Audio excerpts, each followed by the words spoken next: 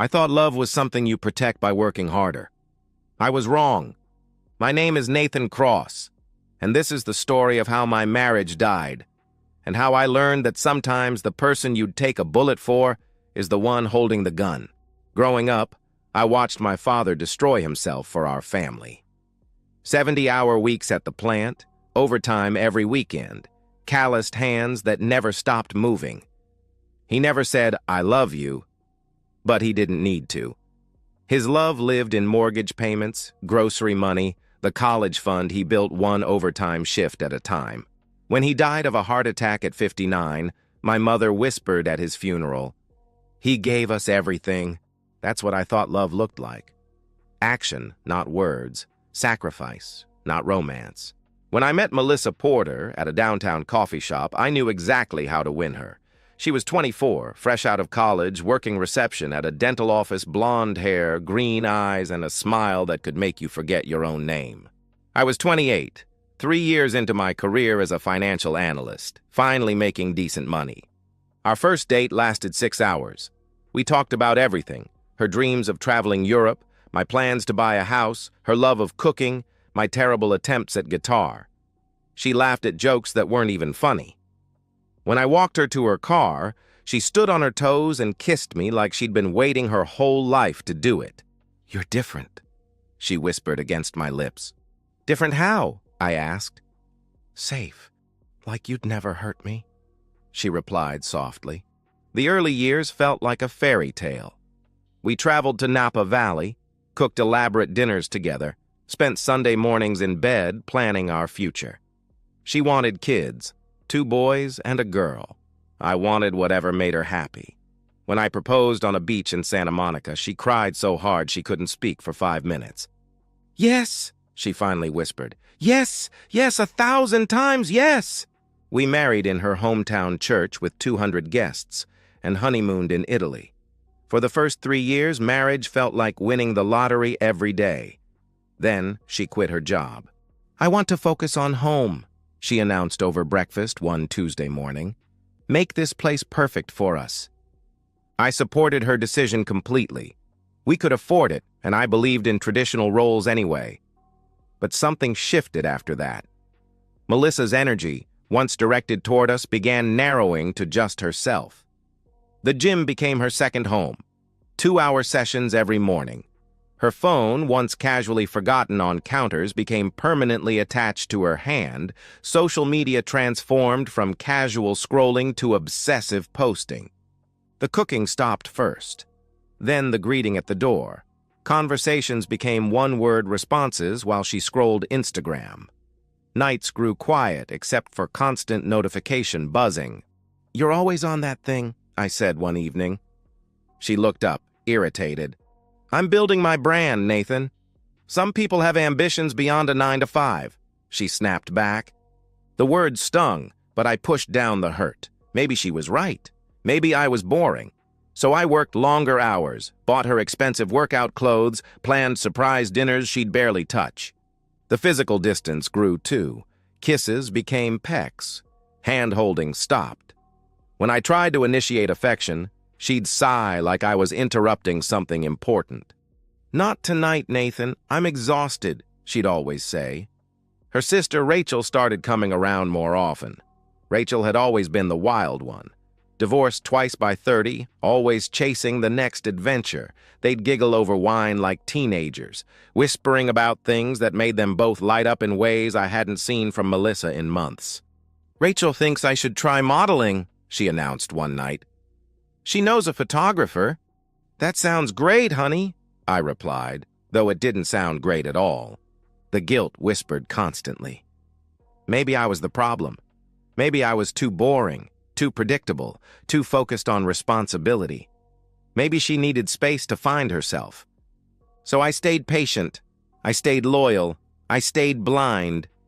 But deep down, under all the rationalization and desperate hope, I felt it. A cold certainty growing in my gut. Something was happening. Something that would change everything. I just refused to see it.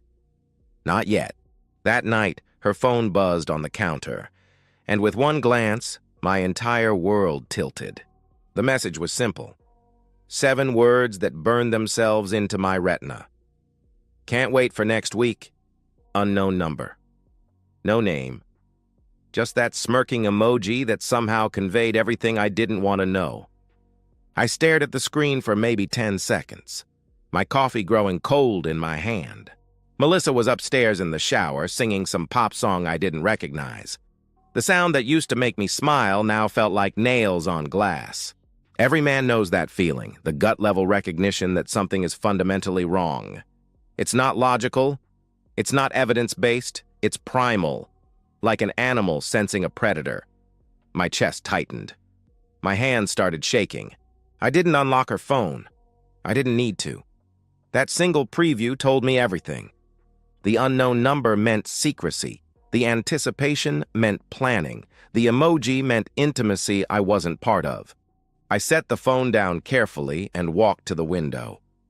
Our backyard looked exactly the same, but everything felt different, like I was seeing it through someone else's eyes.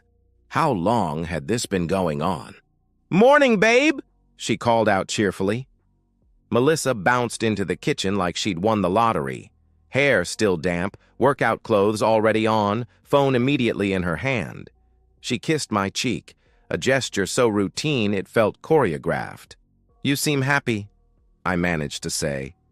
"Rachel and I are planning the most amazing girls' trip," she exclaimed, her voice carrying excitement I hadn't heard in months. "Miami, baby, sun, beach, cocktails, I need this so bad." She was glowing, actually glowing. Her eyes bright, her smile genuine, her energy electric. For her. "When?" I asked carefully. "Next week. Is that okay? I know it's short notice, but Rachel found this incredible deal and we both need to get away from routine," she explained, saying the word routine like it was a disease. She spoke as if our marriage was something she needed vacation from. "Sure," I heard myself say. "Sounds great." The lie came so easily I surprised myself, but watching her face light up even brighter felt like swallowing glass. "You're the best!" she exclaimed, kissing me again while already distracted by her phone. "Rachel's sending me hotel options! This is going to be epic!" Miami. Next week. Can't wait for next week. The pieces clicked together with sickening clarity. After she left for the gym, I sat alone in our kitchen and let the fury build. Not the hot, explosive kind. The cold, calculating kind that turns men into planners. I thought about everything differently now. The late-night texting sessions she claimed were work friends. The sudden interest in expensive lingerie I never saw, the way she'd started doing her makeup for grocery store runs. The phone calls she'd take in another room, voice dropping to whispers. Her gym obsession made perfect sense now, too. All those hours working out with personal trainers. The glow she'd come home with after intense sessions. The new vocabulary about fitness and nutrition that seemed borrowed from someone else's mouth. My father once told me, "Son, when someone shows you who they are, believe them the first time." Melissa had been showing me for months. I'd just been too loyal, too trusting, too stupid to see it. That evening, I sat in my home office and made a decision that would change everything. I wasn't going to confront her with suspicions. I wasn't going to demand explanations she'd just lie about anyway. I was going to get proof. Victor Ramirez met me at a diner 40 minutes outside town. Mid-50s, gray hair, tired eyes that had seen too much human ugliness. He ordered black coffee and took notes on a legal pad. "What makes you think she's cheating?" he asked directly. I told him about the text, the behavior changes, the Miami trip. He listened without judgment. "You want surveillance during this trip?" he inquired. "I want everything," I said firmly. "Photos, videos, financial records. I want proof that will hold up in court." "That's expensive," he warned. "I don't care what it costs," I replied without hesitation.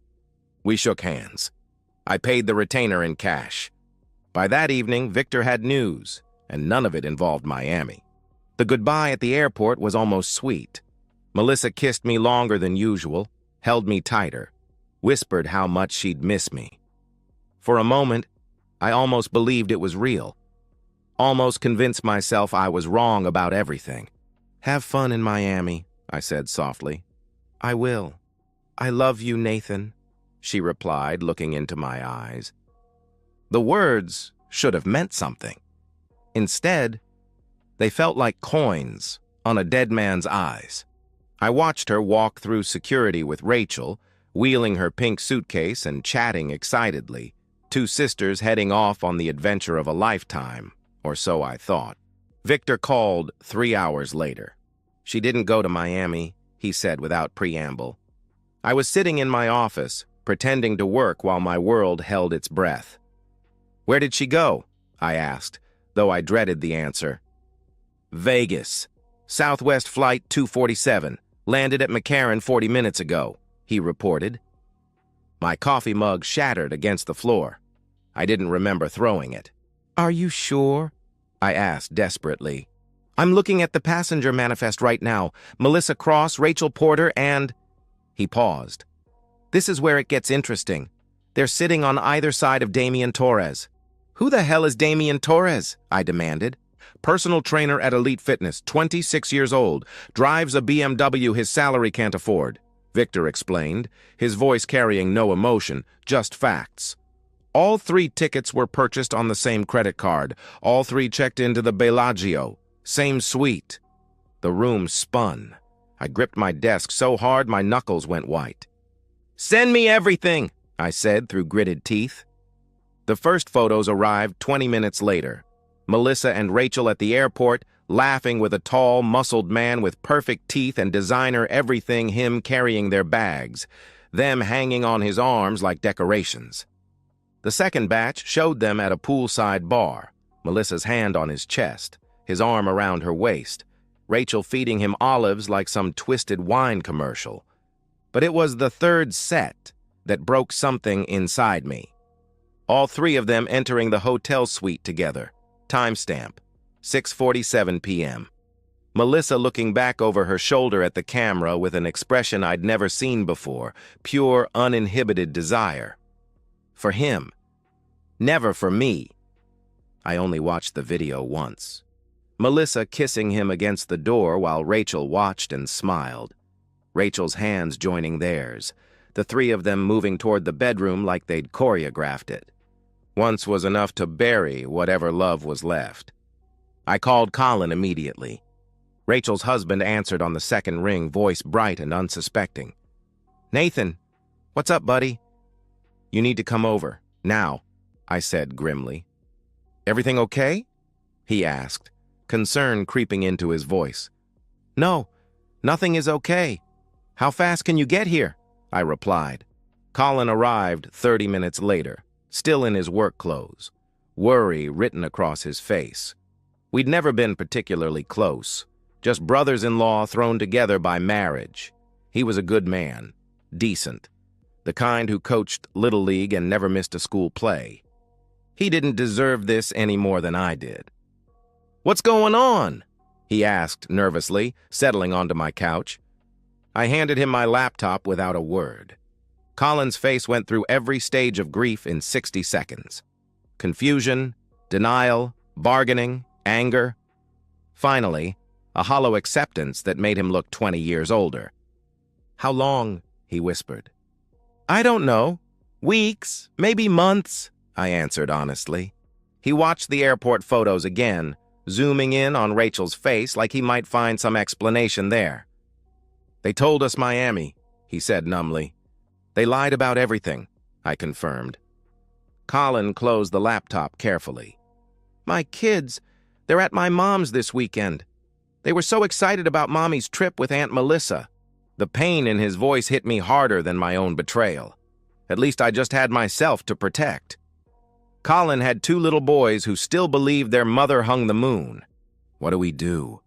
he asked helplessly. That's when I felt it. The transformation from devastated husband to something harder. Something focused and deliberate and completely without mercy. "We protect ourselves," I said firmly. I showed Colin everything Victor had sent.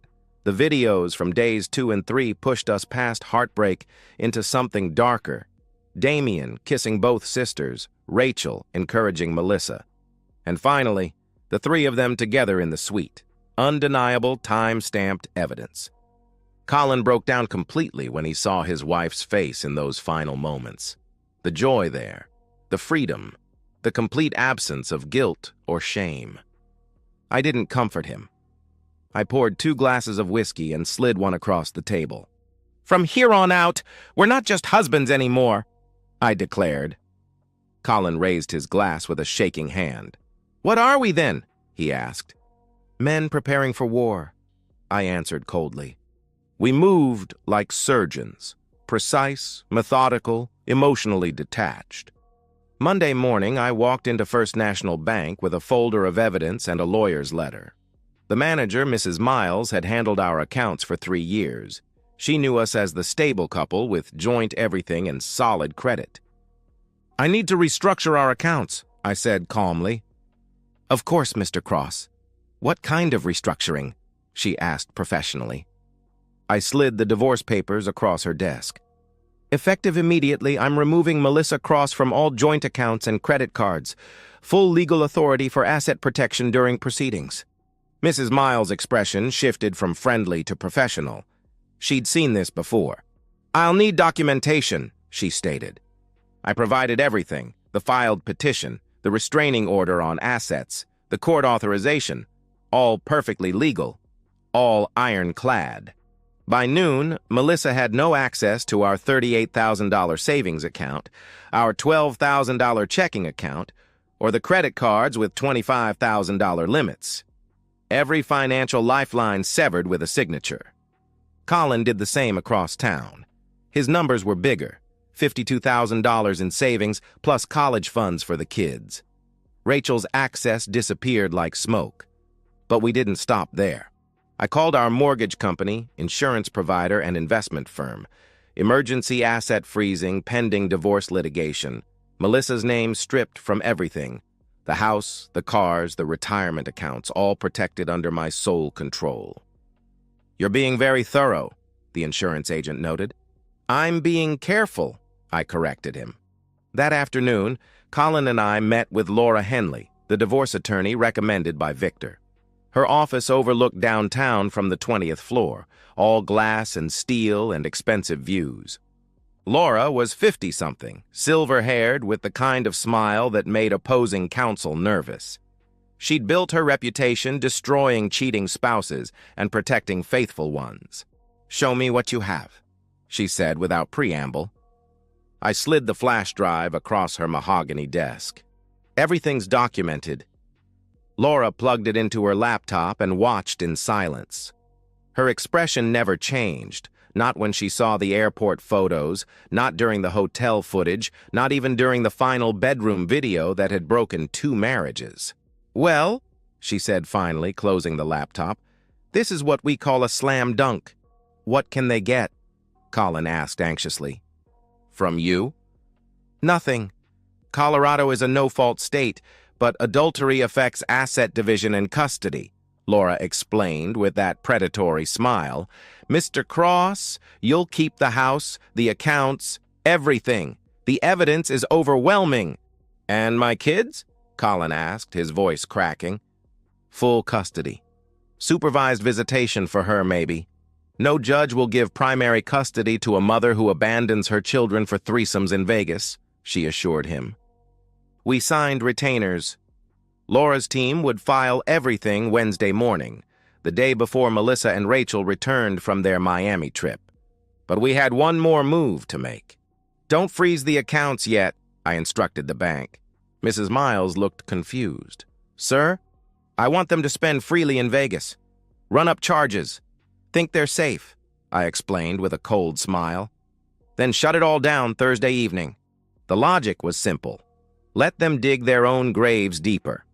Every expensive meal, every designer purchase, every luxury experience they charged would become evidence of wasteful spending during marital dissolution. More importantly, it would make their fall that much harder.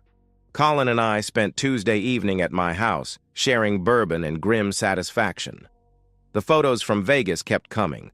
Spa treatments, shopping sprees, First-class restaurant bills, thousands of dollars they thought I'd pay forever. You feel guilty? Colin asked quietly. I considered the question. 3 days ago, I'd have felt terrible about what we were planning. Now?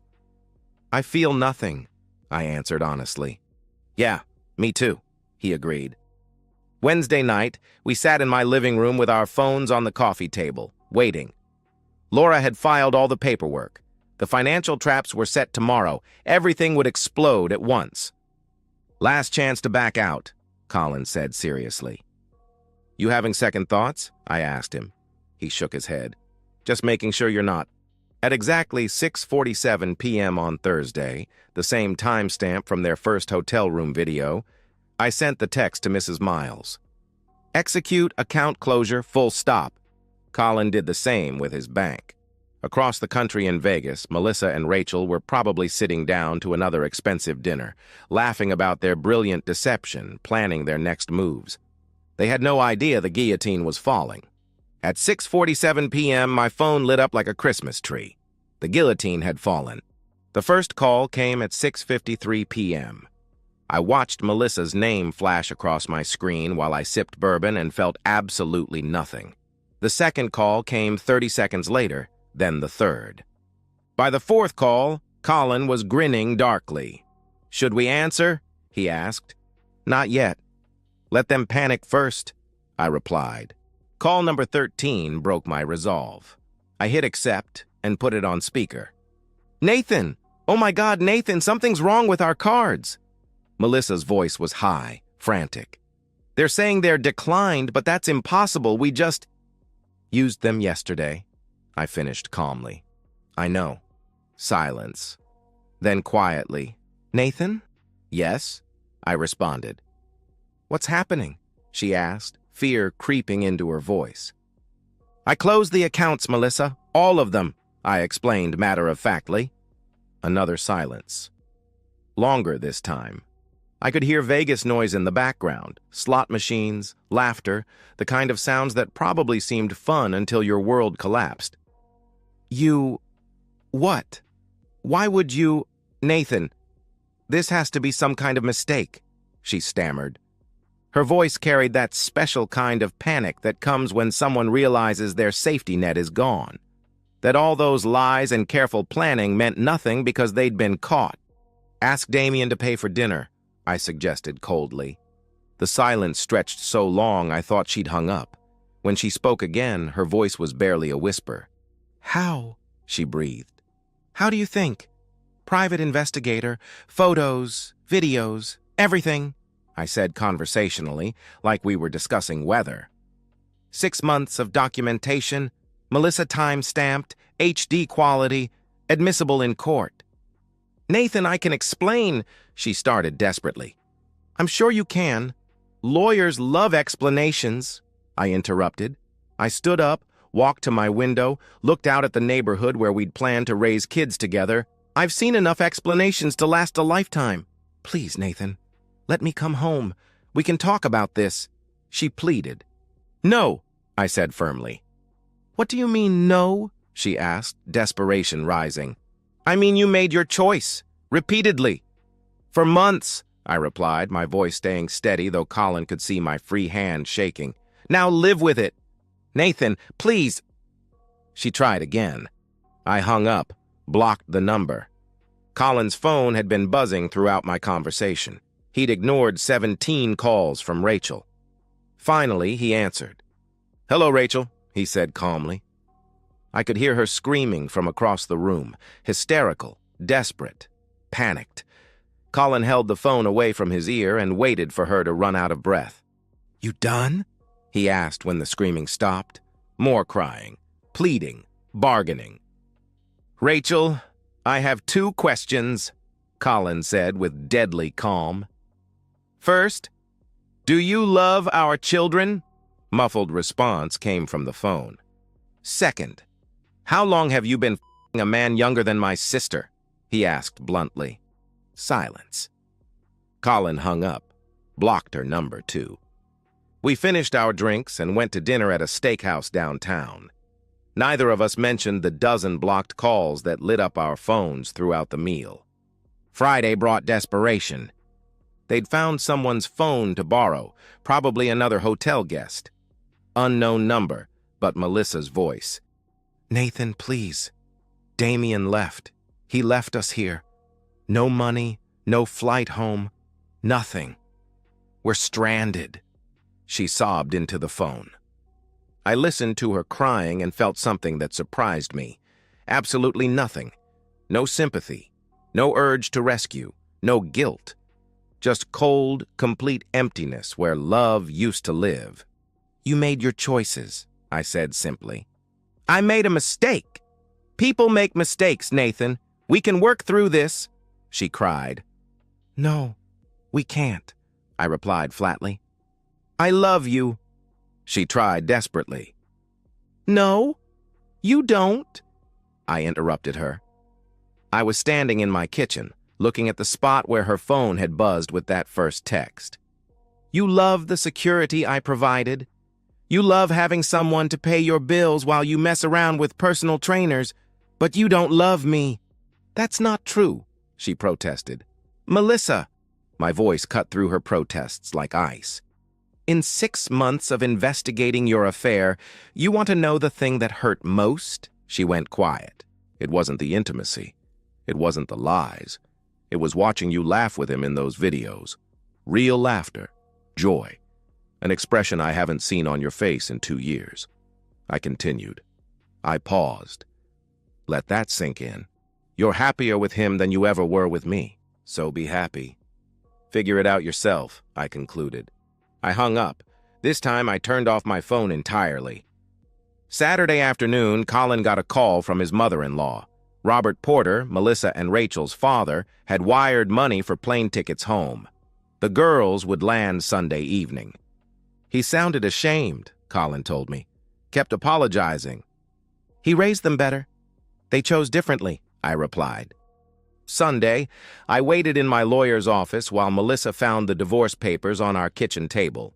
The manila envelope contained everything: petition for divorce, asset division, evidence exhibits A through Z, and one note, "Sign or the videos go public." My phone rang at 7:43 p.m.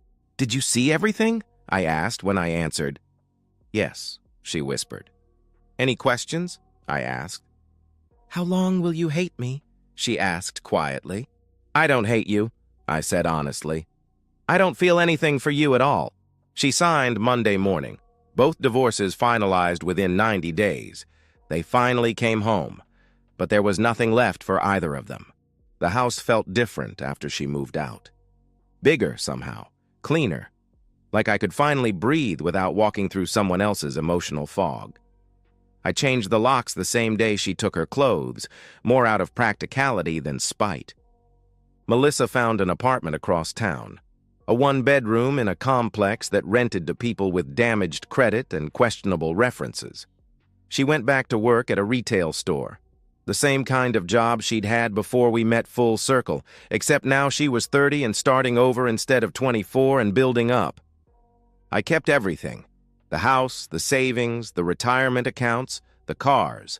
Colorado's adultery laws were clear.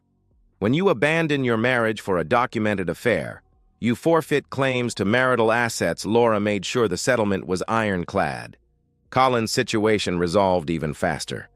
Full custody of both boys, child support from Rachel, division of assets that left him with their house and most savings. The children barely seemed to miss their mother. Kids are resilient. They adapted to their new normal with remarkable ease. "They ask about her sometimes," Colin told me during one of our monthly dinners. But not as much as I expected. We'd started meeting regularly.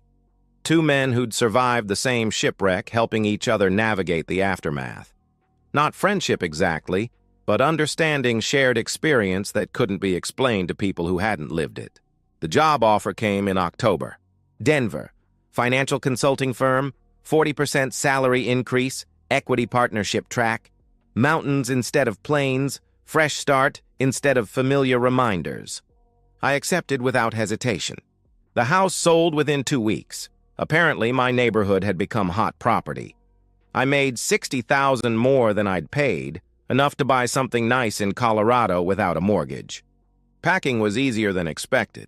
6 years of marriage fit into surprisingly few boxes once you removed everything that belonged to someone else. Books, clothes, tools, a few pieces of furniture I actually liked. The rest went to charity or the dumpster. I left town on a Tuesday in November, driving west through flat Kansas toward the mountains. No goodbye parties, no farewell dinners. Just me, my truck, and a trailer full of everything that mattered. The Denver apartment was perfect.